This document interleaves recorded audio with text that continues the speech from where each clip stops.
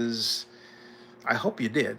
Um, but I'm making this because the city of Oakland, I saw a city of Oakland post on Facebook about these talks about altering the city charter to what I don't know, but and I'm not sure anybody else does either. But uh, whatever they come up with will ostensibly is supposed to be on the ballot next year, I believe. Now, my objection uh, is to the process, not necessarily the idea. But if I'm here in Fayetteville, Georgia, caregiver for my mom, and yet my life is tied to Oakland, or at least has been. I have to make some changes, but well, um, it's the change I have to make, or the fact that I'm here, right? But my life has been tied to Oakland in so many different ways, and including uh, what I do for a living and news and everything else. So anyway, but I'm also thinking about those folks who are elderly, since I'm caregiver for my mom here. My mom doesn't want to go out to public meetings and everything or anything else, right? She likes to get out and shop, but she's just my mom will be 92 next year. All right, she just turned 91. And I know in Oakland there are a number of elderly people who would love to be able to see these charter meetings online because they don't feel like going to them. And I think it's absolutely insensitive and ridiculous that the city council has taken up this habit. Mayor Lee, you're part of it, of putting its meetings out as if we're in the 20th century, where people go to these things, rather than the fact that we're in the 21st century and you can cyber visit and be at a happening. And this, I think it's very important that people be able to at least see the deliberations regarding the city charter. As I said in my last video, the last time I was at one of those meetings, it was in 1993. So I'm old enough to remember when there wasn't an internet.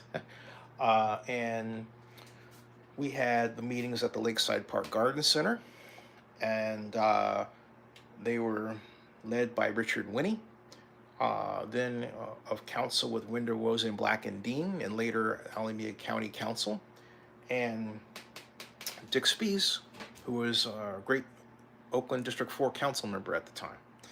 And hey, Dick, how you doing? He's still with us, fortunately. And so there were really heady discussions regarding how government should be ran, our problems, and how to fix them. Some of the discussions, veered off into areas that ultimately change in structure couldn't handle, but they were at least good to get out there. I'm sure it's the same this time, but I can't see these things online. All right. The city's not putting them there. There's no publication that's putting them there. I'd love to get a vlogger there. I have to pay somebody, no problem. But, the question is it okay to vlog it? All right. What's going on? Okay. What's going on? Why is it that we can't be at the hearing in a cyber way? It's this, I've noticed this habit the city has of having these meetings, not just this one, um, and the meetings are not live streamed. If you even take like the Coliseum meetings, right? The Coliseum Joint Powers Authority, they're not live streamed in the standard sense, where you can just simply easily go to YouTube and push a button. You have to go online. You have to grab this link. Then you have to download the link, and then you have to get your Zoom app and upload that into your computer or your phone.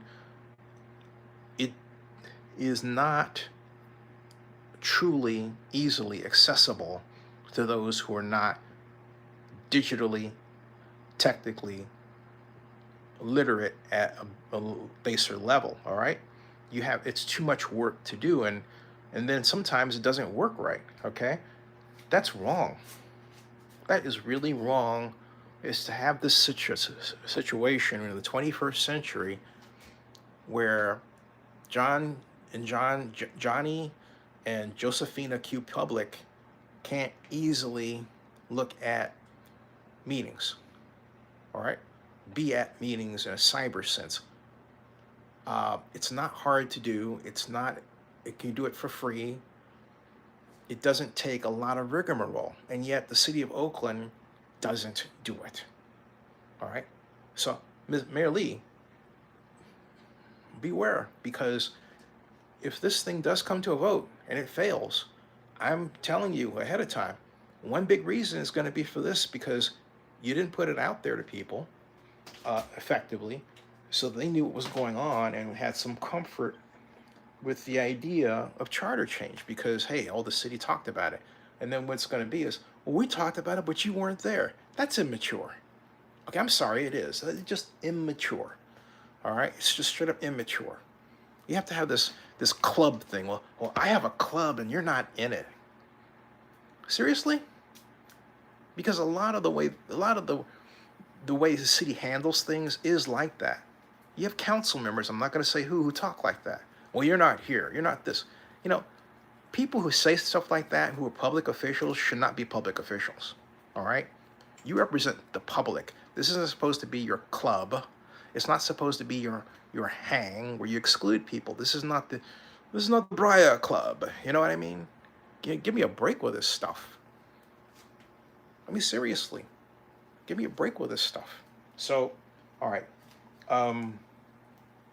If you agree as I do, let your council member know. Say, you know what? I saw Zinni's video, and he's got a great point. These things should be live streamed. Why are they not live streamed?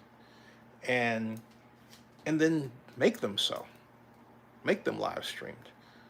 The discussion should be in a digital community about the future of the city of Oakland. And just because a person lives someplace else yet still loves Oakland doesn't mean they should be excluded at all. This is the 21st century. Look at the number of people that were involved in the election of the mayor of New York who don't even live in New York. All right? All right? People have the right to care